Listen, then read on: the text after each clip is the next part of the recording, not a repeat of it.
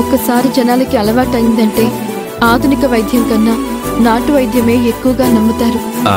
నువ్వు చెప్పిన దాంట్లో నిజం లేకపోలేదమ్మా, కానీ ఇదంతా జనాలకు ఎప్పుడు అలవాటు అవ్వాలి? నువ్వు ఎప్పుడు డబ్బులు సంపాదించడం మొదలు పెట్టాలి?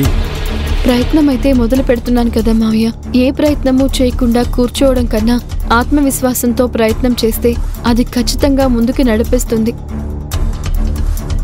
ఏదో ఒక రోజు మంచి ఫలితాన్ని అందిస్తుంది అనే నమ్మకం నాకుంది మావయ్య. నువ్వు ఇలా చెప్తుంటే నాకు కూడా ఎక్కడలేని బలం వచ్చేస్తుందమ్మా. నేను హెల్ప్ చేస్తానురా.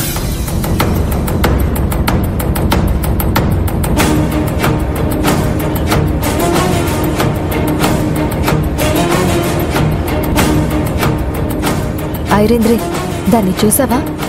ఎంతసేపు నా కుటుంబం అంటూ ఒక్క క్షణం కూడా ప్రశాంతంగా ఉండకుండా ఏదో ఒకటి చేస్తూనే ఉంటుంది.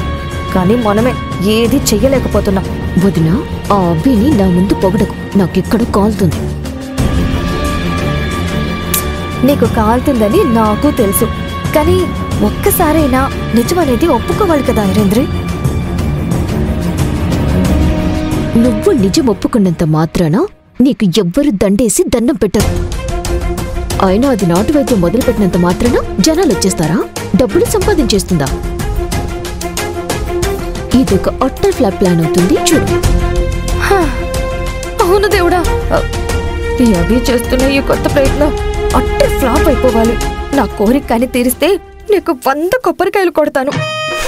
100 కొబ్బరికాయలకి నీకు డబ్బులున్నాయా? అయ్యో దేవుడా, నన్ను క్షమించు. 100 కొబ్బరికాయలకి డబ్బులు లేవు, కానీ ఓ 10 కొబ్బరికాయలు కొడతానులే. సర్దుకో ప్లీజ్.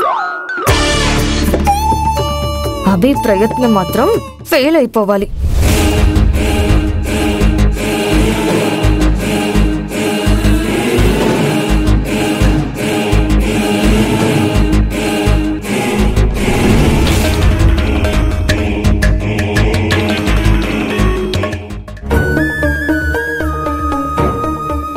బావా, ఈ ఫైల్స్లో ఉన్న డేటా మొత్తం సిస్టంలో అప్లోడ్ చేయి. ఏంటి బావా, వర్క్ ఎక్కువైపోతుందని బాధపడుతున్నావా? బాధపడితే నువ్వు వర్క్ తగ్గిస్తావా? హఠాత్తుగా ఈ ఆఫీస్కి నన్ను బాసుని చేస్తావా? నువ్వు కోరుకుంటే నేనెందుకు చేయను బావా?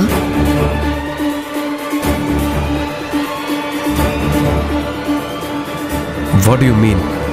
నువ్వు కష్టపడకుండా కాలు మీద కాలేసుకుని కూర్చునే ఒక ఉపాయం ఉంది, చెప్పనా?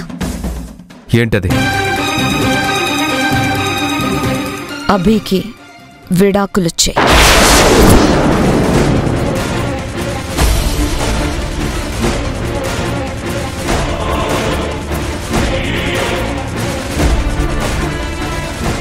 అభికి విడాకులు ఇచ్చేస్తే? అభికి విడాకులు ఇచ్చేసి నన్ను పెళ్లి చేసుకో.